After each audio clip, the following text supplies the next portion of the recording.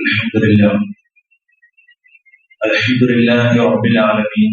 الصلاة والسلام على رسول الله وعلى آله وصحبه أجمعين. أما بعد، حمدا كثيرا طيبا مباركا فيه. إن الحمد لله نحمده ونستعينه ونستغفره ونعوذ بالله من شرور أنفسنا ومن سيئات أعمالنا. من يهده الله فلا مضل له ومن يضلله فلا هادي له. أشهد أن لا إله إلا الله وحده لا شريك له وأشهد أن محمدا عبده ورسوله وأرسله بالهدى ودين الحق ليظهره على الدين كله ولو كره المشركون.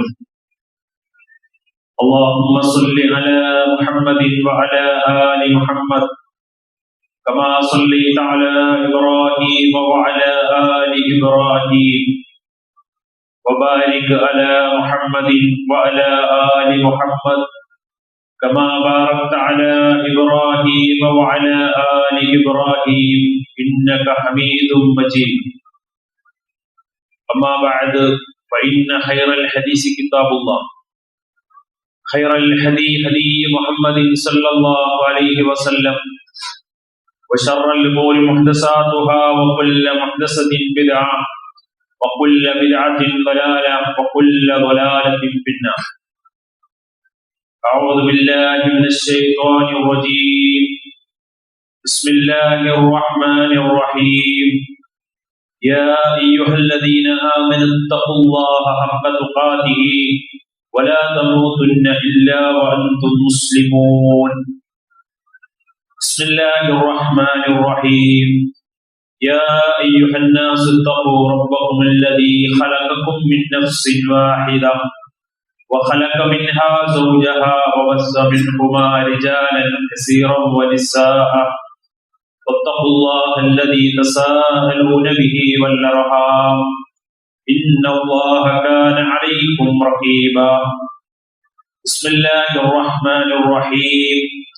يا أيها الذين آمنوا اتقوا الله وقولوا قولا سديدا يصلح لكم أعمالكم ويغفر لكم ذنوبكم ومن يطع الله ورسوله فقد فاز فوزا عظيما. أعوذ بالله من الشيطان الرجيم. بسم الله الرحمن الرحيم.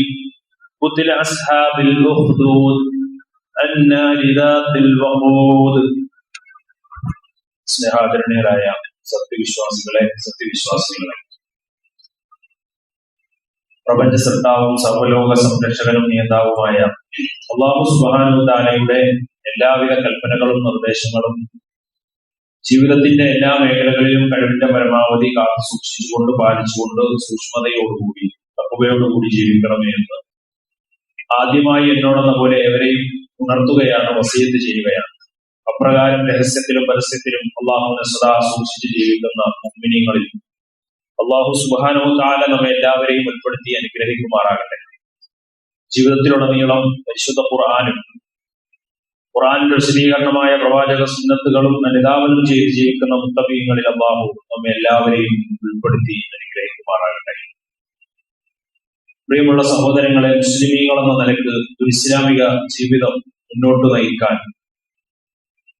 നമുക്ക് പ്രേരണയേകുന്ന, മാതൃകയാകുന്ന ധാരാളം ചരിത്രങ്ങളും സംഭവങ്ങളും ഒക്കെ ഇസ്ലാമിക ലോകത്ത് നമുക്ക് കാണാൻ സാധിക്കും. അത്തരത്തിലുള്ള പല സംഭവങ്ങൾ ഇസ്ലാമിക ചരിത്രത്തിലെ മുൻഗാമികളായ പ്രവാചകന്മാരും സഹാബത്തും മുന്നോട്ട് പോയത് അവർക്ക് അവരുടെ ജീവിതത്തിൽ അനുഭവിക്കേണ്ടി വന്ന ത്യാഗങ്ങളും കഠിനമായ പരിശ്രമങ്ങളും പീഡനങ്ങളും ഒക്കെ വിശ്വാസികളെ സംബന്ധിച്ചിടത്തോളം വളരെ ഊർജവും ജീവിതം മുന്നോട്ട് കൊണ്ടുപോകുവാൻ അവർക്ക് ആവേശവും നൽകുന്ന കാര്യങ്ങളാണ്.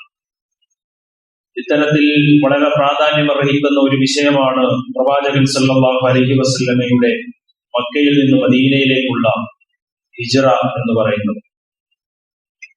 വികാര നിർഭരമായ ഒട്ടനവധി കാര്യങ്ങൾക്ക് സാക്ഷ്യം വഹിച്ചിട്ടുള്ള വളരെ ത്യാഗസമ്പൂർണമായ പ്രൗഢോജ്വലമായ ഒരു യാത്രയാണ് ഇസ്ലാമിലെ ഹിജ്റ എന്ന പേരിൽ അറിയപ്പെടുന്നത്. മക്കയിൽ നിന്ന് മദീനയുടെ ശാന്തി തീരത്തേക്ക് പ്രവാചകനും സഹാബത്തും നടത്തിയ ത്യാഗോജ്ജലമായ യാത്ര.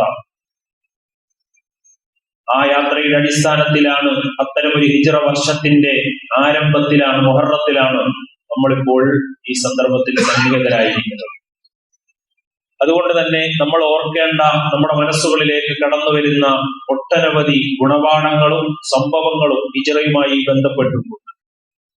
ഹിജ്റയുടെ നാൾവഴികളും അതിന്റെ പശ്ചാത്തലങ്ങളും ഒക്കെ വിശദീകരിക്കാൻ നീണ്ട മണിക്കൂറുകൾ ആവശ്യമാണ് എന്ന് നമുക്കറിയാം. എന്നിരുന്നാലും വളരെ ചുരുങ്ങിയ സമയം കൊണ്ട് ഈ കാലഘട്ടത്തിൽ വിശ്വാസികൾ എന്ന നിലക്ക് ഏറ്റവും പ്രധാനമായും നമ്മൾ മനസ്സിലാക്കിയിരിക്കേണ്ട ഏതാനും ഹിജ്റയിൽ നിന്നുള്ള പാഠങ്ങളിലേക്ക് നിങ്ങളുടെ ശ്രദ്ധയെ ക്ഷണിക്കുകയാണ് ഇൻഷാ അല്ലാഹ് ഈ ഖുതുബയിലൂടെ. ഹിജ്റ എന്ന് പറഞ്ഞാൽ അതിന്റെ ഭാഷാപരമായ ലുഗവിയായ അർത്ഥം എന്നത് വെടിയുക, ഒരു കാര്യത്തിൽ നിന്ന് ഉപേക്ഷിക്കുക, കൈയൊഴിക്കുക എന്നതൊക്കെയാണ് അതിന്റെ ലുഗവിയായ അർത്ഥം. എന്നാൽ പ്രവാചകന്റെ ഹിജ്റയെ സംബന്ധിച്ച് പറയുമ്പോൾ നമ്മൾ മനസ്സിലാക്കുന്നത്, മുസ്ലിമായ ഒരു മനുഷ്യൻ ഒരു നാട്ടിൽ അവന് സ്വസ്ഥമായി അവന്റെ ആദർശം സ്വീകരിച്ചുകൊണ്ട് ജീവിക്കാൻ സാധിക്കുകയില്ല എന്ന ഒരു ഘട്ടം വരുമ്പോൾ ആ നാട്ടിൽ നിന്ന് ലോകത്തിന്റെ ഏതെങ്കിലും മറ്റൊരു ഇടത്തേക്ക്, മറ്റൊരു തുരുത്തിലേക്ക് അവൻ നടത്തുന്ന യാത്രയ്ക്കാണ് ഇസ്ലാമിലെ ഇവിടെ ചർച്ച ചെയ്യപ്പെടുന്ന ഹിജ്റ എന്നുകൊണ്ട് ഉദ്ദേശിക്കുന്നത്. ഒരു നിലക്കും അവന്റെ നാട്ടിൽ ജീവിക്കാൻ സാധിക്കാത്തൊരു സാഹചര്യം, അവന്റെ വിശ്വാസം അവന് മുറുകെ പിടിക്കാൻ കഴിയുന്നില്ല. പ്രയാസങ്ങളുടെ മേൽ പ്രയാസങ്ങൾ കടന്നു വരുമ്പോൾ, ആ നാട്ടിൽ നിന്ന് പുറത്താക്കപ്പെടുമ്പോൾ, ആ നാട്ടിൽ നിന്ന് മറ്റൊരു നാട്ടിലേക്ക് ദേശപരിത്യാഗം ചെയ്യുന്നതിനെയാണ് ഹിജ്റ എന്ന പേരിൽ അറിയപ്പെടുന്നത്. സഹോദരങ്ങളെ, അത്തരത്തിൽ പ്രവാചകനും സഹാബത്തും നടത്തിയ ഹിജ്റ നമുക്ക് ഒരുപാട് പാഠങ്ങൾ, അനവധി ഗുണപാഠങ്ങൾ, സന്ദേശങ്ങൾ നൽകുന്നുണ്ട് എന്ന് കാണാൻ സാധിക്കും. പ്രവാചകനും സഹാബത്തും സത്യത്തിന്റെ മാർഗത്തിൽ അടിയുറച്ചു നിന്നതിന്റെ പേരിൽ പ്രവാചകന്റെ ഒപ്പം താങ്ങായി തണലായി നിന്നിരുന്ന സഹാബത്തിനുൾപ്പെടെ ആ നാട്ടിൽ, മക്കയിൽ 13 വർഷക്കാലം അനുഭവിക്കേണ്ടി വന്ന പീഡനങ്ങൾക്കൊടുവിൽ ആ നാട്ടിൽ നിന്ന് മറ്റൊരു നാട്ടിലേക്ക്, മറ്റൊരു സ്ഥലത്തേക്ക് പോകാനുള്ള അള്ളാഹുവിന്റെ അനുമതി ലഭിച്ച സന്ദർഭത്തിൽ അവിടെ നിന്ന് പ്രവാചകനും സഹാബത്തും മദീനയിലേക്ക് ഹിജ്റ പോവുകയാണ്. ലോക ചരിത്രത്തിൽ ഒരുപാട് പ്രവാചകന്മാർക്കൊക്കെ ഇതുപോലെയുള്ള യാത്രകൾ നടത്തേണ്ടി വന്നിട്ടുണ്ട്. നൂഹ് നബി അലൈഹി സ്വലാത്തു വസ്സലാം തുടങ്ങി നൂഹ് നബിയുടെ കപ്പലും, അതുപോലെ പിന്നീട് ഇങ്ങോട്ടുള്ള പ്രവാചകന്മാരുടെ അണമുറിയാത്ത സരണികൾ പരിശോധിക്കുന്നിടത്തൊക്കെ പ്രവാചകന്മാർ ജനിച്ചു വീണ നാട്ടിൽ നിന്ന് മറ്റു നാടുകളിലേക്ക് പോകേണ്ടി വന്ന സാഹചര്യങ്ങൾ, യൂനുസ് നബി, ശുഐബ് നബി തുടങ്ങിയ പ്രവാചകന്മാർ, ഇബ്രാഹിം നബി അലൈഹി സ്വലാം, ശുഐബ് നബിയെ കുറിച്ച് ഖുർആൻ പറയുന്നുണ്ട്, ആ നാട്ടിലെ ആളുകൾ അദ്ദേഹത്തെ പുറത്താക്കി എന്ന പ്രയോഗം പരിശുദ്ധ ഖുർആനിൽ നമുക്ക് കാണാം, എന്ന് കാണാൻ സാധിക്കും. അതുപോലെ തന്നെ ഇബ്രാഹിം നബി അലൈഹി സ്വലാം നാട്ടിൽ നിന്ന് യാത്ര പോകുന്നുണ്ട്, നാട്ടിലെ ആളുകൾ ആട്ടിയോട്ടിക്കുന്നുണ്ട്, സ്വന്തം പിതാവ് പോലും ആ പ്രവാചകനെ ആ നാട്ടിൽ നിന്ന് പുറത്താക്കുമെന്ന് പറയുന്നുണ്ട്. അങ്ങനെ തുടങ്ങി പ്രവാചകന്മാരുടെ ചരിത്രങ്ങൾ, മൂസാ നബിയുടെ ചരിത്രം ഒക്കെ നമുക്കവിടെ കാണാൻ സാധിക്കും. അതുപോലെ തന്നെയായിരുന്നു മഹാനായ പ്രവാചകനും സഹാബത്തിനും അനുഭവിക്കേണ്ടി വന്നത്. യുഖ്രിജൂന റസൂല വഇയ്യാകും, നിങ്ങളെയും നിങ്ങളുടെ പ്രവാചകനെയും ആ നാട്ടിൽ നിന്ന് അവർ പുറത്താക്കി. അൻ തുഅ്മിനൂ ബില്ലാഹി റബ്ബിക്കും, എന്തിന്റെ പേരിലാണ് പുറത്താക്കിയത്? നിങ്ങളുടെ റബ്ബിന്റെ പേരിൽ വിശ്വസിച്ചതിന്റെ പേരിൽ, ഈമാൻ കാത്തു സൂക്ഷിച്ചതിന്റെ പേരിൽ, ആദർശം കൈവിടാതെ കൈമുതലാക്കി മുന്നോട്ട് പോയതിന്റെ പേരിൽ ആ പ്രവാചകനും സഹാബത്തിനും ധാരാളം പീഡനങ്ങൾ അനുഭവിക്കുകയും ആ നാട് അവിടെ വിട്ടുകൊണ്ട് പോകേണ്ടി വരുന്ന സാഹചര്യം ഉണ്ടാവുകയും ചെയ്തു എന്ന് കാണാൻ സാധിക്കും. ഹിറാ ഗുഹയിൽ നിന്ന് വഹീന്റെ ആദ്യ സന്ദർഭത്തിൽ ഇഖ്റ ബിസ്മി റബ്ബിക്കൽ ലദീ ഖലഖ് എന്ന ആയത്ത് ജിബ്രീൽ എന്ന മാലാഖ പ്രവാചകന് ഓതി കേൾപ്പിക്കപ്പെടുകയും പ്രവാചകൻ പേടിച്ച് വീട്ടിലേക്ക് മടങ്ങി വന്ന് ഖദീജ റളിയല്ലാഹു അൻഹ ആശ്വസിപ്പിക്കുകയും ചെയ്യുന്ന ചരിത്രം നമ്മൾ കേട്ടിട്ടുണ്ട്. ആ സമയത്ത് മുമ്പ് വേദങ്ങൾ കൊണ്ടു നൽകിയിരുന്ന ആ മലക്കാണ് ഇതും നൽകിയത് ജിബ്രീലാണെന്ന് പറയുകയും പിന്നീട് വറഖത്ത് ബിൻ നൗഫൽ എന്ന് പറയുന്ന ജൂത പണ്ഡിതൻ, മുൻ വേദങ്ങളെ കുറിച്ച് പഠിച്ച മനുഷ്യൻ, അദ്ദേഹവും ഖദീജ റളിയല്ലാഹു അൻഹയും പറയുന്നതായി റിപ്പോർട്ട് ചെയ്യപ്പെടുന്ന സംഭവത്തിൽ നമുക്ക് കാണാം. പ്രവാചകനോട് പറയുന്നത്, ഈ സന്ദേശം ഈ മക്കയുടെ ഇടങ്ങളിൽ പറഞ്ഞാൽ, നടക്കാൻ പോകുന്ന ഒരു കാര്യം പറയാം, അങ്ങനെ പറഞ്ഞാൽ മുൻ പ്രവാചകന്മാർക്ക് അനുഭവിക്കേണ്ടി വന്ന അതേ അനുഭവം താങ്കൾക്കും അനുഭവിക്കേണ്ടി വരും. ഈ നാട്ടിൽ നിന്ന് താങ്കളെ പുറത്താക്കും, അവർ താങ്കളെ ആക്രമിക്കും, എത്ര കാലം? 40 വർഷത്തോളം അവർക്ക് ഏറ്റവും പ്രിയപ്പെട്ട വ്യക്തിയായി ജീവിച്ച പ്രവാചകനോടാണ് ഇത് പറയുന്നത്. പ്രവാചകൻ അവിടുന്ന് തിരിച്ചു ചോദിക്കുന്നുണ്ട്, എന്നെ ഈ നാട്ടിൽ നിന്ന് ഇവർ പുറത്താക്കുകയോ? അത്രയും പ്രിയപ്പെട്ട ഒരു വ്യക്തിയാണ് പ്രവാചകൻ. അതെ, അത് സംഭവിക്കും എന്ന് അവിടുന്ന് പറയുന്നത് പോലെ തന്നെ പിന്നീട് ചരിത്രത്തിൽ സംഭവിച്ചു. പ്രവാചകനെയും സഹാബത്തിനെയും ആ നാട്ടിൽ നിന്ന് അവർ പുറത്താക്കി. വല്ലദീന തബവ്വഉ ദാറ വൽ ഈമാന മിൻ ഖബ്ലിഹിം, പ്രവാചകനും സഹാബത്തും മദീനയിലേക്ക് ചെന്നു. മദീനയിൽ അവരെ സ്വീകരിച്ചത് അൻസാറുകളായിരുന്നു. വിശ്വാസം കൊണ്ടും പാർപ്പിടം കൊണ്ടും മുൻകൂട്ടി ഒരുങ്ങി നിന്നവരായിരുന്നു മദീനയിലെ അൻസാറുകൾ എന്ന് പരിശുദ്ധ ഖുർആനിൽ അള്ളാഹു പഠിപ്പിക്കുകയാണ്. സഹോദരങ്ങളെ, ഈ കാലഘട്ടത്തിൽ നമ്മളിപ്പോ ജീവിച്ചുകൊണ്ടിരിക്കുന്ന ഈ ഒരു സന്ദർഭവും സാഹചര്യവും ഒക്കെ നമുക്കറിയാം. ഇത്തരം ഒരു സാഹചര്യത്തിൽ നമ്മളേറെ പഠിക്കേണ്ടതും മനസ്സിലാക്കേണ്ടതുമായ ഒരു ചരിത്രമാണ് ഹിജ്റയുടെ ചരിത്രം. അവിടെ പ്രവാചകൻ എന്തിന്റെ പേരിലാണ് ഈ പീഡനങ്ങൾ അനുഭവിക്കേണ്ടി വന്നത്? ഏത് പ്രതിസന്ധിയിലും ഈമാൻ കൈവിടാതെ കാത്തു സൂക്ഷിക്കണം എന്നതിന്റെ പേരിൽ. നമ്മൾ ആദർശം നിഷ്ഠയുണ്ടെങ്കിൽ, നമ്മൾ ഈമാൻ കൈവിടാതെ മുന്നോട്ട് പോയാൽ, ആ നിലക്ക് നമ്മുടെ ജീവിത രീതികളുമായി മുന്നോട്ട് പോയി കഴിഞ്ഞാൽ, ലഹരി ഉപയോഗിക്കാതെ, കൈക്കൂലി വാങ്ങാതെ, അതുപോലെ തന്നെ വേഷവിധാനത്തിന് ഇസ്ലാമിക വേഷം ധരിച്ച് നമ്മൾ ഈ സമൂഹത്തിലേക്ക് ഇറങ്ങിയാൽ, ഈ സമൂഹത്തിൽ ജോലി ചെയ്താൽ പല നിലക്കുള്ള പ്രതിബന്ധങ്ങളും പല നിലക്കുള്ള വെല്ലുവിളികളും ഏൽക്കേണ്ടി വരും. ജീവിതം നമുക്ക് കുടിസായി തോന്നും, ജീവിതം ഒരു പ്രയാസമായി തോന്നും, 4 ഭാഗത്തുനിന്നും കുത്തുവാക്കുകൾ കേൾക്കേണ്ടി വരും. അവിടെയെല്ലാം നമുക്ക് നൽകുന്ന ഏറ്റവും വലിയ പാഠമാണ് ഹിജ്റ. വിശ്വാസം കൈവിടാതെ ഏത് പ്രതിസന്ധി ഘട്ടത്തിലും മുന്നോട്ട് പോകുക എന്നത് വിശ്വാസിയുടെ മേലുള്ള ബാധ്യതയാണ് എന്ന് മനസ്സിലാക്കണം. അവരൊരുപാട് അള്ളാഹു അനുവദിച്ചു കൊടുത്തതുവരെ അവരൊക്കെ അവിടെ ഉപേക്ഷിക്കേണ്ടി വന്നു. പ്രവാചകനും സഹാബത്തും അംഗവൈകല്യങ്ങളുണ്ടായ സഹാബത്തുണ്ടായിരുന്നു. മദീനയിലേക്ക് ചെന്നപ്പോൾ അവരുടെ കൈകാലുകൾ മുറിക്കപ്പെട്ടവരുണ്ടായിരുന്നു, ശരീരത്ത് മാംസള ഭാഗങ്ങൾ മുറിച്ചു മാറ്റപ്പെട്ടവരുണ്ടായിരുന്നു. ഒരുപാട് പീഡനങ്ങൾ മക്കയുടെ നാടുകളിൽ സഹിക്കേണ്ടി വന്നു. മക്കളെ നഷ്ടപ്പെട്ടവർ, കുടുംബത്തെ നഷ്ടപ്പെട്ടവർ, ഭാര്യയെ നഷ്ടപ്പെട്ടവർ, അന്ന് വരെ സമ്പാദിച്ചുണ്ടാക്കിയ സമ്പത്ത് മുഴുവനും മക്കയിൽ ഉപേക്ഷിച്ചു പോകേണ്ടി വന്നവർ, കച്ചവടങ്ങൾ ഉപേക്ഷിച്ചു പോകേണ്ടി വന്നവർ, വീടും സ്വന്തം വസ്ത്രങ്ങൾ പോലും മക്കയിൽ ഊരി വെച്ച് പറഞ്ഞയച്ച സഹാബിമാരുണ്ടായിരുന്നു എന്നത് ഹിജ്റയുടെ ചരിത്രത്തിൽ കാണുമ്പോൾ നമ്മൾ ആലോചിക്കേണ്ടത്, അത്രയൊക്കെ പീഡനങ്ങൾ അവർ സഹിച്ചത് എന്തിന്റെ പേരിലായിരുന്നു എന്നറിയൂ. അവർക്ക് ആസ്വാദനങ്ങൾ തേടിപ്പോയവരല്ല. മദീനയിൽ എന്തെങ്കിലും മറ്റ് ഭൗതിക ലാക്കുകൾ അവരുടെ മനസ്സുകൾ ഉണ്ടായിരുന്നില്ല. അവരുടെ മുന്നിലെ ലക്ഷ്യം അവരുടെ വിശ്വാസം കാത്തു സൂക്ഷിക്കണം, സംരക്ഷിക്കണം, ഈമാൻ അനുസരിച്ച് ജീവിക്കണം. അതിന്റെ പേരിലായിരുന്നു ആ ത്യാഗങ്ങളെല്ലാം അവർ സഹിക്കേണ്ടി വന്നത്. ഈമാൻ നിലനിർത്താനുള്ള ത്യാഗസമ്പൂർണമായ യാത്രയ്ക്കാണ് ഇസ്ലാമിലെ ഹിജ്റ എന്ന് പറയുന്നത്. കാരണം എന്തുകൊണ്ടാണ്? ഈമാൻ ഇല്ലാതെ മരിച്ചുപോയാൽ, ഈമാൻ ഇല്ലാതെയാണ് നമ്മുടെ റൂഹ് പോകുന്നതെങ്കിൽ ആ റൂഹ് ഖബറിൽ പ്രയാസമാണ്, മഹ്ശറിൽ പ്രയാസമാണ്, ഉയർത്തെഴുന്നേൽപ്പിന്റെ നാളിൽ പ്രയാസമാണ്, അതിനുശേഷമുള്ള വിചാരണയിലും അതുപോലെ വിധിതീർപ്പിലും എല്ലാം നമുക്ക് പ്രയാസമാണ്.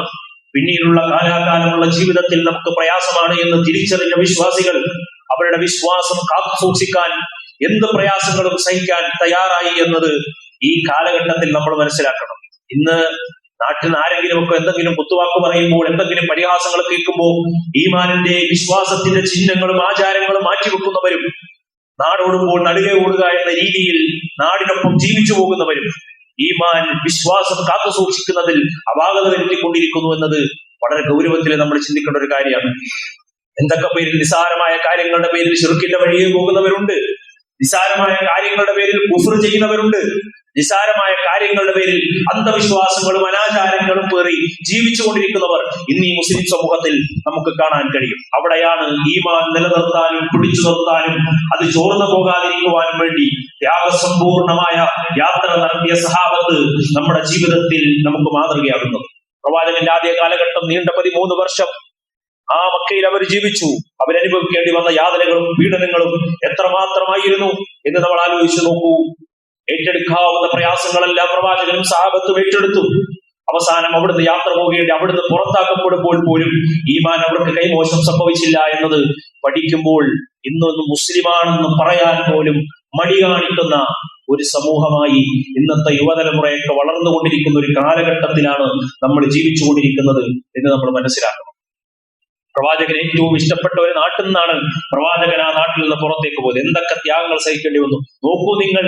പരിശുദ്ധ ഖുർആനിൽ സ്ത്രീകൾക്ക് മാതൃകയായി, ലോകർക്ക് മാതൃകയായി പഠിപ്പിച്ച ആസിയ ബീവിയുടെ ചരിത്രം നമ്മൾ കേൾക്കാറില്ലേ, നമ്മൾ വായിക്കാറില്ലേ?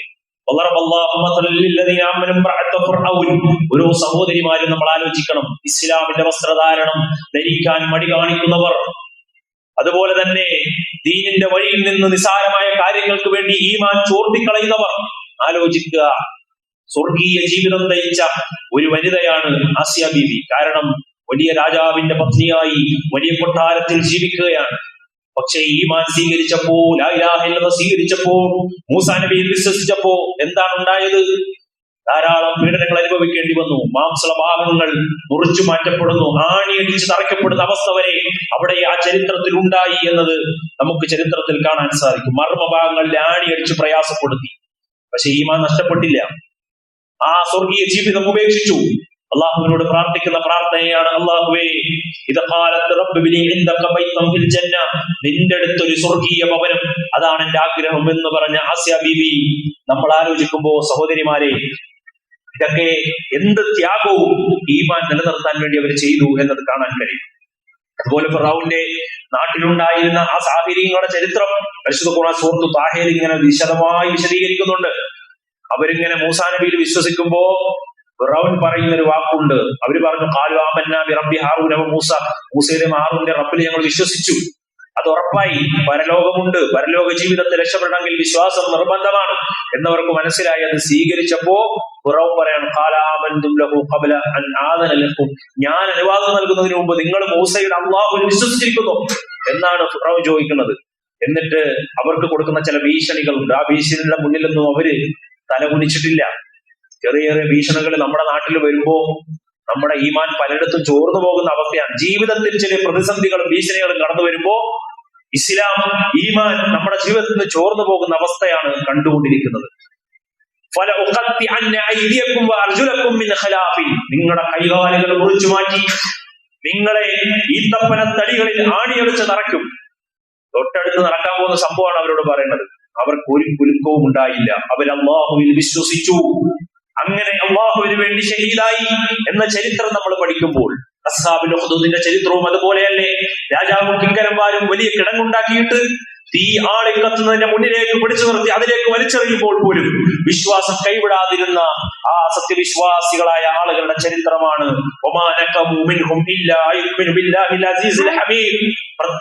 പ്രതാപശാലിയും സുസ്ഥർഭനുമായ അള്ളാഹുവിൽ വിശ്വസിക്കുന്നു എന്ന് പറഞ്ഞതിന്റെ പേരിൽ മാത്രമാണ് ആ സമൂഹത്തെ വലിയ തീക്കുണ്ടാരം ഉണ്ടാക്കി അതിലേക്ക് വലിച്ചെറിഞ്ഞത്. അവിടെ ഒന്നും അവരുടെ ഈമാൻ നഷ്ടപ്പെട്ടിട്ടില്ല. സഹോദരങ്ങളെ, ഇവിടെ നമ്മൾ മനസ്സിലാക്കേണ്ടത് ഇന്നത്തെ കാലത്ത്, ഇന്നത്തെ സാഹചര്യം വളരെ പ്രതികൂലമായി കൊണ്ടിരിക്കുന്ന സാഹചര്യമാണ്. പലതും നമ്മുടെ മുകളിലേക്ക് കടന്നു വന്നുകൊണ്ടിരിക്കുകയാണ്. ലിബറൽ കാഴ്ചപ്പാടുകളൊക്കെ നമ്മുടെ കുട്ടികളുടെ മുന്നിലേക്ക് വന്നുകൊണ്ടിരിക്കുകയാണ്. ലിബറൽ മതം അതിങ്ങനെ അടിച്ചേൽപ്പിക്കപ്പെട്ടുകൊണ്ടിരിക്കുകയാണ്. ആരും അറിയാതെ നമ്മുടെ ഇടയിലേക്ക് വന്നുകൊണ്ടിരിക്കുകയാണ്. അള്ളാഹുവിന്റെ പ്രവാചകൻ സല്ലല്ലാഹു അലൈഹി വസല്ലം പറഞ്ഞ ഒരു പ്രവചനമുണ്ട്. 2-3 പ്രവചനങ്ങളുണ്ട്. ഒന്നെന്താണെന്നറിയോ? അവസാന കാലഘട്ടം വരുമ്പോൾ വിശ്വാസി എങ്ങനെ ജീവിക്കണം? ദീനനുസരിച്ച് ജീവിക്കണമെങ്കിൽ, പലിശ വാങ്ങാതിരിക്കണമെങ്കിൽ, കൈക്കൂലി വാങ്ങാതിരിക്കണമെങ്കിൽ, ഇസ്ലാമിക വസ്ത്രം ധരിച്ചുകൊണ്ട് ഓഫീസിൽ പോകണമെങ്കിൽ, ഇസ്ലാമിക ജീവിതം അനുസരിച്ച് ക്യാമ്പസുകളിൽ ജീവിക്കണമെങ്കിൽ, പഠിക്കണമെങ്കിൽ അവന് ധാരാളം പ്രയാസങ്ങൾ അവൻ സഹിക്കേണ്ടി വരും. പുറത്തേക്ക് ഇറങ്ങുമ്പോൾ പലനിരക്കുള്ള കാഴ്ചകളും അനാവശ്യങ്ങളും ഒക്കെ നമ്മുടെ മാടി വിളിച്ചുകൊണ്ടിരിക്കും. ഒരു മുഗ്മിയായ വ്യക്തി, പരലോകത്തെ ലക്ഷ്യം വെച്ചുകൊണ്ട് ജീവിക്കുന്ന വ്യക്തി മുന്നോട്ട് പോകണമെങ്കിൽ അവന് ധാരാളം പ്രതിബന്ധങ്ങൾ അവന്റെ മുന്നിലുണ്ടാകും. അവൻ കയ്യിൽ തീക്കട്ട പിടിച്ചവനെ പോലെയാണ് എന്ന് റസൂലുള്ളാഹി സ്വല്ലല്ലാഹു അലൈഹി വസല്ലം. അങ്ങനെ മുന്നോട്ട് പോകുന്ന ഒരു സാഹചര്യം അവന്റെ വീട്ടിൽ വരും. വല്ലാത്ത പ്രയാസമായിരിക്കും. എവിടെയും പ്രതിസന്ധിയായിരിക്കും. ആളുകൾ പരിഹസിക്കും. 6-ാം നൂറ്റാണ്ടിലുള്ളവനാണെന്ന് വിളിക്കും, അല്ലെ? വസന്തം എന്ന് അവൻ പരിഹസിക്കും, കളിയാക്കും. ഇങ്ങനെയൊക്കെ പരിഹസിക്കുമ്പോഴും അള്ളാഹുവിന്റെ ദീൻ മുറുകെ പിടിച്ച് മുന്നോട്ട് പോകാൻ ഒരു വിശ്വാസിക്ക് അവന് ചില പ്രയാസങ്ങൾ തോന്നുന്ന ഒരു കാലഘട്ടം വരും. അള്ളാഹുവിന്റെ റസൂല് പറഞ്ഞ മറ്റൊരു ഹദീസിൽ നമ്മൾ കാണുന്നില്ലേ,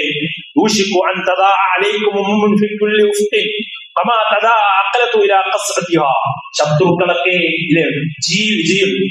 മൃഗങ്ങൾ അതിങ്ങനെ ഭക്ഷണപ്പതികളിലേക്ക് അവരുടെ പല്ലും നഖവും ഉപയോഗിച്ച് അതിന്റെ ഇരകളിലേക്ക് വരുന്നത് പോലെ ശത്രുക്കൾ ഇസ്ലാമിന്റെ നേരെ വരുന്ന ഒരു കാലഘട്ടം ഉണ്ടാകും.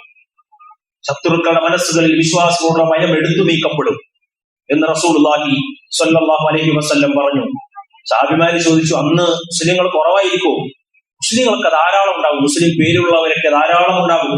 പക്ഷേ അവർക്ക് വഹിൻ എന്ന് പറയുന്ന ഒരു രോഗം അവരുടെ മനസ്സുകളിൽ പിടിപെടും. അത്തരം ഒരു പ്രശ്നമുണ്ടാകും. എന്താണ് വഹിൻ എന്ന് റസൂലുള്ളാഹിയോട് യുജഅലുൽ വഹ്നു ഫീ ഖുലൂബിക്കും യുൻസഉർ റഹ്ബു ഫീ ഖുലൂബി അദുവിക്കും ലിഹബ്ബിക്കുമുദ് ദുനിയ കറാഹിയത്തുൽ മൗത്ത്. അവർക്ക് വഹിൻ പിടികൂടും. എന്താണ് ആ വഹിൻ എന്ന് പറഞ്ഞാൽ അവർക്ക് ദുനിയാവിനോടുള്ള സ്നേഹവും നാടിനോടുള്ള സ്നേഹവും അതിന്റെ പിന്നാലെ പോയി ദീനവരെ ഉപേക്ഷിക്കും. മരണത്തേക്ക് അവർക്ക് വെറുപ്പാവും. മരണത്തെ കുറിച്ചുള്ള ചിന്തയില്ലാത്ത ഒരു ജനവിഭാഗമായി മാറും. ഇത്തരം ഒരു കാലഘട്ടം വരുമെന്ന് അല്ലാഹുവിന്റെ പ്രവാചകൻ സല്ലല്ലാഹു അലൈഹി വസല്ലം. അന്നത്തെ മുസ്ലിം നാമധാരികൾ എന്ന് പറഞ്ഞാൽ വെറും നാമം കൊണ്ട് മാത്രം മുസ്ലിമീങ്ങൾ. അല്ലാഹുവിന്റെ റസൂൽ ഉപമിച്ചു പറഞ്ഞത് ചപ്പു ചവർ ചണ്ടികളെ പോലെ, മഴവെള്ളം പാച്ചിലിൽ ഒഴിച്ചു വരുന്ന ചപ്പു ചവർ ചണ്ടികളെ പോലെ ആയിരിക്കും. ഇല്ലേ, ഇന്നത്തെ ചാനൽ ചർച്ച നിങ്ങൾ നോക്കൂ. മുസ്ലിം നാമമുള്ള പലരും കയറിയിരുന്നു കൊണ്ട് ചാനലിൽ ഇരുന്ന് ഇസ്ലാമിനെ പരിഹസിക്കുകയാണ്, ഇസ്ലാമിനെ ഹജ്ജിനെ പരിഹസിക്കുകയാണ്, ദീനിനെ പരിഹസിക്കുകയാണ്. അവരാണ് ദീനിന്റെ ആളുകൾ, ഇവിടെ ഞങ്ങളാണ് മുസ്ലിമീങ്ങൾ എന്ന് അവകാശപ്പെടുകയാണ്. എന്നാൽ ഇവിടുത്തെ പണ്ഡിതന്മാരും ഇസ്ലാമിക സംഘടനകളും അതൊന്നും ഇസ്ലാമല്ല, അവരൊക്കെ പഴഞ്ചനാണ്, അവർ താലിബാനികളാണ് എന്ന് പറയുന്ന അവസ്ഥയിലേക്ക് ഈ സമൂഹം പോകുന്ന ഒരു കാലഘട്ടം വരുന്നു. ആലോചിച്ചു നോക്കൂ സഹോദരങ്ങളെ. അള്ളാഹുവിന്റെ പ്രവാചകൻ പ്രവചിച്ച പ്രവചനങ്ങൾ കൃത്യമായി കണ്ടുകൊണ്ടിരിക്കുകയാണ്. അതുകൊണ്ട് അല്ലാഹു റസൂൽ എന്താ പറഞ്ഞത്? ഒരു വിശ്വാസിയാണോ നിങ്ങൾ എന്ത് ചെയ്യണം? ആമൻതു ബില്ലാ, അവൻ പ്രഖ്യാപിക്കണം. ആമൻതു ബില്ലാ, ഞാൻ എന്റെ റബ്ബിൽ വിശ്വസിച്ചിരിക്കുന്നു. സുമ്മസ്തഖിം, എന്നിട്ട് ആ പാതയിൽ അടിയുറച്ച് മുന്നോട്ട് പോകൂ. ആ പാതയിൽ നിങ്ങൾ അടിയുറച്ച് മുന്നോട്ട് പോകൂ. കാലിടരാതിരിക്കൂ, ഈമാൻ ഉരുപ്പിപ്പോകാതിരിക്കൂ. ഈമാൻ പിടിച്ചു നിർത്താൻ വേണ്ടി നിങ്ങളുടെ ജീവിതത്തിൽ നിങ്ങൾ അനുഭവിക്കേണ്ട ത്യാഗങ്ങൾക്ക് അർഹമായ പ്രതിഫലം റബ്ബിന്റെ മുന്നിൽ അല്ലാഹു വഅദ് ചെയ്തിട്ടുണ്ട്, വാഗ്ദാനം ചെയ്തിട്ടുണ്ട് എന്നത് ഖുർആൻ നമുക്ക് പഠിപ്പിച്ചു തരികയാണ്. ഇസ്ലാമിക നിയമങ്ങൾ നമ്മൾ പാലിച്ച് ഇവിടെ ജീവിച്ചാൽ ഇല്ലേ, നമ്മെ വഴിതെറ്റിക്കാൻ പലരും ശ്രമിക്കുന്നുണ്ട്. നമ്മുടെ ലക്ഷ്യം നമ്മൾ മറന്നു പോകരുത്. നമ്മുടെ ലക്ഷ്യം നമ്മൾ ജീവിതത്തിൽ ഒരിക്കലും മറക്കരുത്. നമ്മുടെ ലക്ഷ്യം പരലോക ജീവിതമാണ്. പരലോകമാണ് ശാശ്വതമായ ജീവിതം. ആ പരലോകം നഷ്ടപ്പെടുന്ന കാര്യങ്ങളിൽ നിന്ന് നമ്മൾ മാറി നിൽക്കണം. ജീവിതത്തിന്റെ എല്ലാ മേഖലകളും നമ്മൾ ശ്രദ്ധിക്കണം. അല്ലെ, ആസ്വാദന മേഖലകളിൽ ഇസ്ലാം അനുവാദം നൽകിയിട്ടുണ്ട് ആസ്വദിക്കാൻ. പക്ഷെ അതിന് ഇസ്ലാം നിർബന്ധമായി പഠിപ്പിച്ചുള്ള അതിർവരമ്പുകളെ ശ്രദ്ധിക്കണം. നമ്മുടെ കച്ചവട മേഖല നമ്മൾ ശ്രദ്ധിക്കണം. നമ്മുടെ വിദ്യാഭ്യാസം, നമ്മുടെ മക്കളുടെ വിദ്യാഭ്യാസ മേഖല നമ്മൾ ശ്രദ്ധിക്കണം. നമ്മളുടെ കുടുംബങ്ങളിൽ നടക്കുന്ന വിവാഹങ്ങൾ നമ്മൾ ശ്രദ്ധിക്കണം.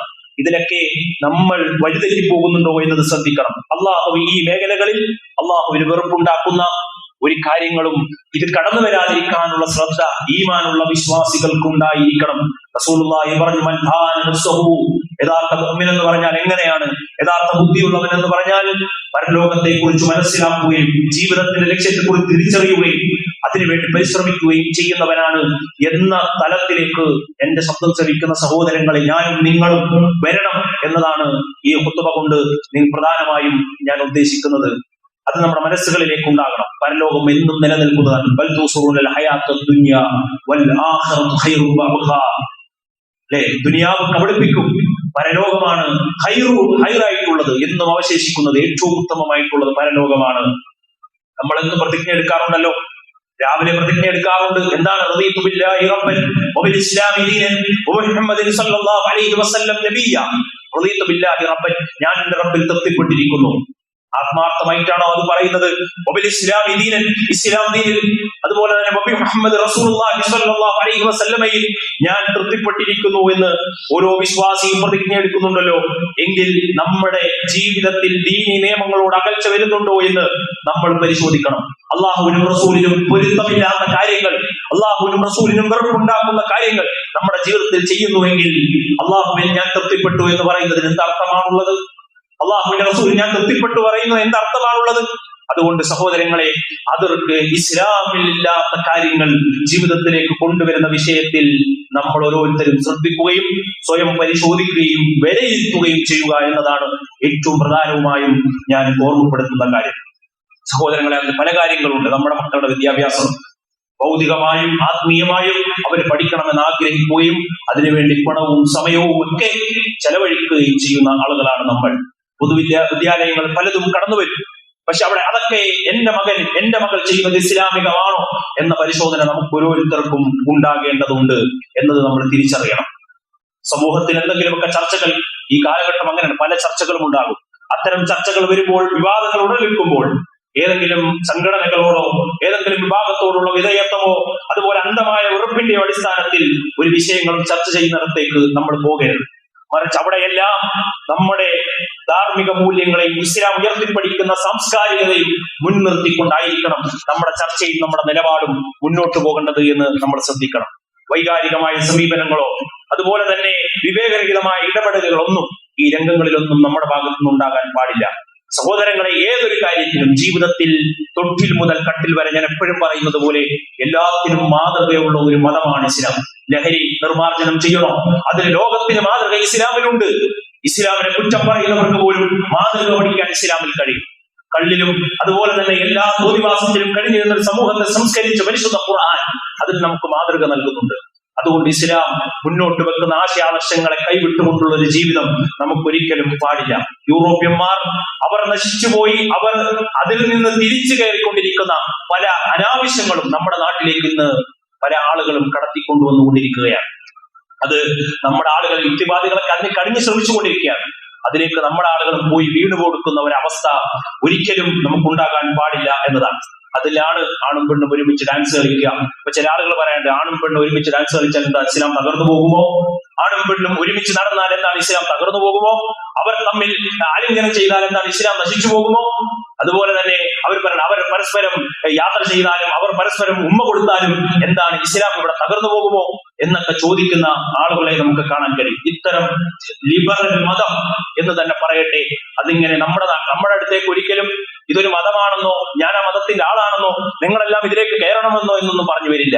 നമ്മുടെ ക്യാമ്പസുകളിലേക്കൊക്കെ അതിങ്ങനെ നമ്മൾ പോലും അറിയാതെ നമ്മുടെ മക്കളുടെ അവരുടെ മനസ്സുകളിലേക്ക് അടിച്ചേൽപ്പിക്കപ്പെട്ടുകൊണ്ടിരിക്കുന്നു എന്ന കാര്യം നമ്മൾ ഓരോരുത്തരും തിരിച്ചറിയണം. അതിന്റെയൊക്കെ ലക്ഷ്യം എന്ന് പറഞ്ഞാൽ ആസ്വാദനങ്ങൾ മാത്രം മുന്നിൽ വെക്കും.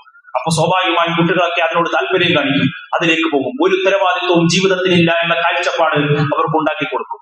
ഇസ്ലാം അങ്ങനെയല്ല. ഇസ്ലാം ആസ്വാദനങ്ങൾ അനുവദിക്കുന്ന മതമാണ്. പക്ഷേ ഇസ്ലാം അതോടുകൂടി ആണിനും പെണ്ണിനും ഉത്തരവാദിത്തങ്ങൾ പഠിപ്പിക്കപ്പെട്ടിട്ടുണ്ട്. ആ ഉത്തരവാദിത്തങ്ങൾ കൃത്യമായി നിർവഹിക്കുന്നവരാകണം. ഇത്തരം ലിബറൽ കാഴ്ചപ്പാടുകളിൽ, ഭൗതികമായ ഇത്തരം കാര്യങ്ങളിൽ അവർക്ക് ഉത്തരവാദിത്തങ്ങളില്ല. കുടുംബ സംവിധാനങ്ങൾ പോലും തകർന്നു പോകുന്ന അവസ്ഥയാണ് നമ്മൾ കണ്ടുകൊണ്ടിരിക്കുന്നത്. ആണും പെണ്ണും ഒരു വസ്ത്രം ധരിച്ചാൽ എന്താണ് പ്രശ്നം എന്ന് പഠിപ്പിക്കപ്പെട്ടു. ഇന്ന് നമ്മുടെ കോളേജിലൊക്കെ നോക്കൂ, മുസ്ലിം പെൺകുട്ടികൾ പോലും പാന്റും ടീഷർട്ടും ഒക്കെ ഇട്ട് പോവുകയാണ്. അതൊക്കെ നോർമൽ ആയിക്കൊണ്ടിരിക്കുന്നു. എന്താണ് പ്രശ്നം എന്ന് ചോദിച്ചു കൊണ്ടിരിക്കുന്ന അവസ്ഥ. ജെൻഡർ പൊളിറ്റിക്സ് ഇന്ന് ആ നിലക്ക് ജനങ്ങളിലേക്ക് അടിച്ചേൽപ്പിക്കപ്പെട്ടുകൊണ്ടിരിക്കുന്ന ഒരു കാലഘട്ടത്തിലാണ് നമ്മൾ ജീവിച്ചുകൊണ്ടിരിക്കുന്നത് എന്ന് നമ്മൾ മനസ്സിലാക്കണം. യാതൊരു മടിയുമില്ലാതെ അതൊക്കെ നമ്മുടെ കുട്ടികൾ ഏറ്റെടുക്കുകയും ചെയ്തിട്ടുണ്ട്. വളരെ അപകടകരമായ ഒരവസ്ഥയിലേക്ക് ഇന്ന് പോയിക്കൊണ്ടിരിക്കുകയാണ്. അത്തരം യൂറോപ്യൻ സംസ്കാരങ്ങൾ, ഇപ്പൊ നൈറ്റ് ലൈഫ് എന്നൊക്കെ പറഞ്ഞാൽ അങ്ങനെയാണ്. കുട്ടികളൊക്കെ രാത്രിയായാലും ഉറങ്ങില്ല, അവരിങ്ങനെ ബെർമൂഡയൊക്കെ ഇട്ട് രാത്രിയിൽ ഇങ്ങനെ ഇറങ്ങുകയാണ്. ഇതൊക്കെ ഇന്നിവിടെ അനുവദിച്ചു കൊടുത്തിരിക്കുകയാണ്. ആ നിലക്ക് എല്ലാ തോന്നിവാസങ്ങളിലേക്കും കുട്ടികളൊക്കെ പോയിക്കൊണ്ടിരിക്കുന്നു. അതിന്റെ ഭവിഷ്യത്ത് ഇന്ന് ഈ സമൂഹത്തിൽ കണ്ടുകൊണ്ടിരിക്കുന്നു. ഏറ്റവും വലിയ പ്രശ്നം എന്താണെന്നറിയോ? ഇസ്ലാം ഇതൊക്കെ അനാവശ്യമായ അതിർവരമ്പുകൾ എല്ലാത്തിനും വെച്ചിട്ടുണ്ട്. എന്താണ് ഏറ്റവും വലിയ പ്രശ്നം? ഒന്നാമത്തെ കാര്യം, ലജ്ജ എന്ന് പറയുന്ന ഗുണം അത് മനുഷ്യരിൽ നിന്ന് എടുത്തു മാറ്റപ്പെട്ടുകൊണ്ടിരിക്കുന്നു. നോക്കൂ, നിങ്ങൾ യൂട്യൂബർമാരെന്ന് പറഞ്ഞാൽ ഒരു മൈക്കും പിടിച്ചിട്ട് റോഡിൽ ഇങ്ങനെ ചുറ്റിയടക്കണം. എന്തൊക്കെയാണ് ആളുകൾ എവിടെയാണ് കൂടുന്നതെന്നോ എന്താണ് എവിടെയാണ് പറയേണ്ടതെന്നോ അറിയാത്ത ഒരു യുവതലമുറ ബഹളം വെച്ചും അനാവശ്യങ്ങൾ പറഞ്ഞും അശ്ലീലതകൾ പറഞ്ഞും ഒക്കെ ഇന്നിങ്ങനെ ഈ നാട് മലീമസമാക്കിക്കൊണ്ടിരിക്കുന്ന ഒരു അവസ്ഥയാണ് ഇന്ന് കണ്ടുകൊണ്ടിരിക്കുന്ന സഹോദരങ്ങളെ. ലജ്ജ എന്ന് പറയുന്ന ഗുണം പെൺകുട്ടികളിൽ നിന്നും ആൺകുട്ടികളിൽ നിന്നും എടുത്തു മാറ്റപ്പെട്ടുകൊണ്ടിരിക്കുന്ന വലിയ അപകടം. അള്ളാഹുവിന്റെ റസൂല് പറഞ്ഞു, എല്ലാ മതങ്ങൾക്കും ഓരോ സ്വഭാവമുണ്ട്. ഇസ്ലാമിന്റെ സ്വഭാവം എന്ന് പറഞ്ഞാൽ ലജ്ജയാണ്. ആ സ്വഭാവം നമ്മുടെ മക്കൾക്ക് നഷ്ടപ്പെട്ടുകൂടാ എന്നത് നമ്മൾ മനസ്സിലാക്കണം. അതോടെ റസൂൽ പറഞ്ഞാൽ ഹയാഉ മിനൽ ഈമാൻ, വിശ്വാസത്തിന്റെ ഭാഗമാണ് ലജ്ജ എന്നത് നമ്മൾ മനസ്സിലാക്കേണ്ട കാര്യമാണ്. അള്ളാഹു മഹാനായ ഇബ്നു ഉമർ റളിയല്ലാഹു അൻഹു പറയുന്നു, അല്ലാഹുവിന്റെ റസൂൽ പറഞ്ഞു, ഇന്നൽ ഹയാഅ വൽ ഈമാൻ, ഹയാവും ഈമാനും പരസ്പരം ചേർന്നതാണ്. ഒന്ന് നഷ്ടപ്പെട്ടാൽ, ലജ്ജ ഒരാൾക്ക് നഷ്ടപ്പെട്ടാൽ അവന്റെ ഈമാനും അതോടുകൂടി അവന്റെ ഹൃദയത്തിൽ നിന്ന് നഷ്ടപ്പെട്ടു പോകും എന്ന് റസൂലുള്ളാഹി സ്വല്ലല്ലാഹു അലൈഹി വസല്ലം. അള്ളാഹുവിന് ഏറ്റവും ഇഷ്ടപ്പെട്ട രണ്ട് ഗുണങ്ങൾ പറഞ്ഞപ്പോൾ ഒന്നതിൽ പഠിപ്പിച്ചത് അൽ ഹയാ, ലജ്ജയാണ്. ലജ്ജ ഒരിക്കലും ഒരു കുറവല്ല, അത് നമ്മുടെ ജീവിതത്തിൽ ഈമാനിന്റെ അടയാളമാണ് എന്ന് നമുക്ക് തിരിച്ചറിയാൻ കഴിയണം.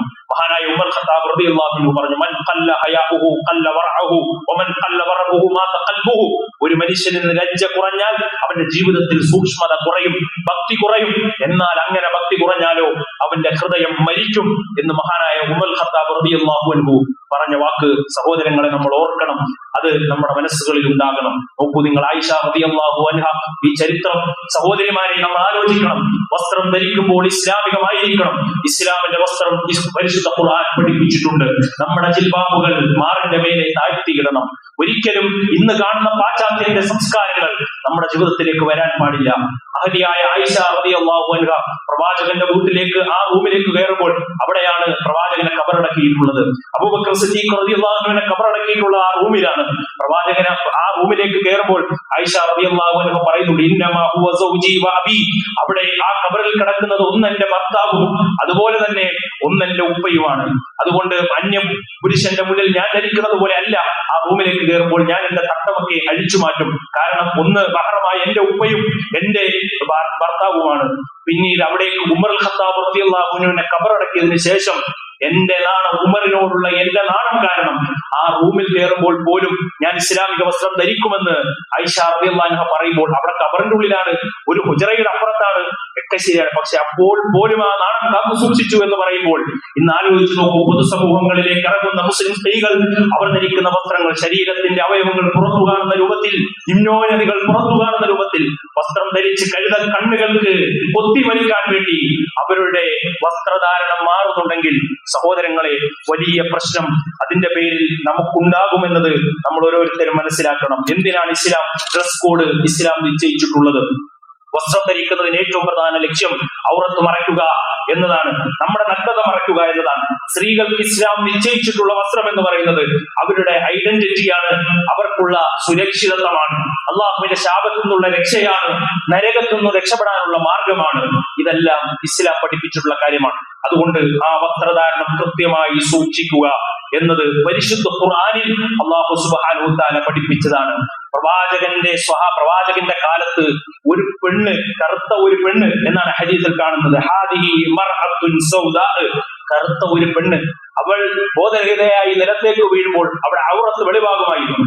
ആ പെണ്ണ് നബിയുടെ അടുത്തേക്ക് വന്നിട്ട് റസൂലുള്ളാഹിയോട് ഒരു പ്രയാസം പറയുകയാണ്, അള്ളാഹുവിനോട് പ്രാർത്ഥിക്കണം, ഞാൻ വീഴുമ്പോൾ എനിക്ക് എന്റെ ഔറത്ത് വെളിവാകുന്നു എന്നത്, അതിനെനിക്ക് വല്ലാത്ത സങ്കടമുണ്ട് എന്ന് പറഞ്ഞു. ബോധപൂർവമല്ല, അറിയാതെ ബോധരഹിതമായി വീഴുമ്പോഴാണ്. അള്ളാഹുവിന്റെ റസൂൽ പറഞ്ഞു, നീ ക്ഷമിക്കൂ, എങ്കിൽ നിനക്ക് സ്വർഗമുണ്ട്, നിനക്ക് സ്വർഗമുണ്ട്, നീ ക്ഷമിക്കൂ എന്ന് പറഞ്ഞു. അപ്പോൾ ഞാൻ ക്ഷമിക്കാം റസൂലേ, ശരിയാണ്, എന്റെ രോഗത്തിൽ ഞാൻ ക്ഷമിക്കാം, പക്ഷെ എന്റെ പ്രയാസം ഞാൻ വീഴുമ്പോൾ എന്റെ ഔറത്ത് വെളിവാകുന്നു എന്നതാണ്. സഹോദരങ്ങളെ, അള്ളാഹുവിന്റെ റസൂല് ആ സ്ത്രീക്ക് വേണ്ടി പ്രാർത്ഥിക്കുന്നുണ്ട്. ആലോചിച്ച് നോക്കൂ, അവർ ബോധപൂർവമല്ലാതെ പോലും അവർ ഔറത്ത് വെളിവാകുന്നതിനെ അത്രമേൽ സൂക്ഷിക്കുകയും ഭയപ്പെടുകയും ചെയ്തിട്ടുണ്ടെങ്കിൽ നമ്മളുടെ ഇന്നത്തെ ഖൗമിന്റെ അവസ്ഥ എത്രമാത്രമാണ് എന്ന് ആലോചിക്കാം. അതുപോലെ തന്നെയാണ് സംഗീതം എന്നത്. അതുകൂടി ഞാൻ പറയട്ടെ, സംഗീതവും വളരെ അപകടകരമാണ്, വളരെ അപകടകരമാണ്. ഇസ്ലാം വിരോധിച്ച കാര്യമാണ്. എങ്ങനെ? ഇസ്ലാമികമായ ഗാനം പാടുന്നതിന് ഇസ്ലാം എതിരല്ല, അത്തരം പാട്ട് പാടുന്നതിന് ഇസ്ലാം എതിരല്ല. വാദ്യോപകരണങ്ങളോടുകൂടി ഇന്ന് നടക്കുന്ന ഈ പാട്ടുകളുണ്ട്, സിനിമാ പാട്ടുകളും അത്തരം ആൽബം സോങ്ങുകളും ഒക്കെ, അതിന്റെ ഡാൻസുകളും അതുപോലെ DJ പാർട്ടികളിലേക്കൊക്കെ വഴിമാറുന്ന ഇത്തരം രീതികൾ ഇസ്ലാം നിരോധിച്ചിട്ടുണ്ട്. ഖുർആൻ പറഞ്ഞു, ചില ആളുകൾ വിനോദ വാർത്തകൾ വിലയ്ക്ക് വാങ്ങുന്നവരുണ്ട്. വ്യക്തമായ അറിവില്ലാതെ അതൊക്കെ ന്യായീകരിച്ച് ഹലാലാണെന്ന് പറയുന്നവർ വരെ സമൂഹത്തിലുണ്ട്. അള്ളാഹുവിന്റെ മാർഗത്തിൽ നിന്ന് വഴിതെറ്റിക്കുന്ന അത്തരം കാര്യങ്ങൾ അതിനെ അവർ പരിഹാസമായി കാണുന്നു. അപമാനകരമായ ശിക്ഷയാണ് അവർക്കുള്ളത് എന്നത്. ഈ ലൗൽ ഹദീസ് എന്ന് പറഞ്ഞ വിനോദ വർത്തമാനങ്ങളെ മഹാന്മാരായ പണ്ഡിതന്മാർ തഫ്സീറുകളിൽ വിശദീകരിക്കുന്നുണ്ട്. മഹാനായ ഇബ്നു അബ്ബാസ് റളിയല്ലാഹു അൻഹു, ഇമാം മുജാഹിദ് റളിയല്ലാഹു അൻഹു, ഇബ്നു മസ്ഊദ് റളിയല്ലാഹു അൻഹു, ഇമാം ഹസൻ ബസ്രി റഹ്മത്തുള്ളാഹി അലൈഹി തുടങ്ങിയ പണ്ഡിതന്മാരെല്ലാം പറയുന്നത് അത് വാദ്യോപകരണങ്ങൾ കൊണ്ട് ഇന്ന് നമ്മൾ കണ്ടുകൊണ്ടിരിക്കുന്ന തരത്തിലുള്ള പാട്ടുകളും അതുപോലെ ഡാൻസുകളും അതുപോലെയുള്ള മ്യൂസിക് പരിപാടികളും ഗാനമേളകളും ഒക്കെയാണ് എന്നത് സഹോദരങ്ങളെ മനസ്സിലാക്കണം. അതുകൊണ്ട് അത് ഹറാമാണ്, ഇസ്ലാം അനുവദിക്കുന്നില്ല എന്നതാണ്. റസൂലുള്ളാഹി പറഞ്ഞു, ഒരു കാലഘട്ടം വരും, അന്ന് എന്ത് ചെയ്യും? അന്ന് വ്യഭിചാരവും അതുപോലെ തന്നെ കള്ളും പുരുഷന്മാർക്ക് പട്ടുവസ്ത്രവും അതുപോലെ ഇത്തരം വാദ്യോപകരണങ്ങൾ കൊണ്ടുള്ള സംഗീതങ്ങളും ഹലാലാക്കുന്ന ഒരു കാലഘട്ടം വരുമെന്നാണ്. അതുകൊണ്ട് സഹോദരങ്ങളെ, അത് ഹറാമാണെന്ന് മനസ്സിലാക്കുക, ഉപേക്ഷിക്കുക. ഹിജ്റയിൽ നിന്നുള്ള ഏറ്റവും വലിയ പാഠമാണ് നമ്മുടെ ഈമാൻ ഏത് പ്രതിസന്ധിയിലും കാത്തു സൂക്ഷിച്ചുകൊണ്ട് മുന്നോട്ട് പോകുക. അള്ളാഹു അനുഗ്രഹിക്കുമാറാകട്ടെ.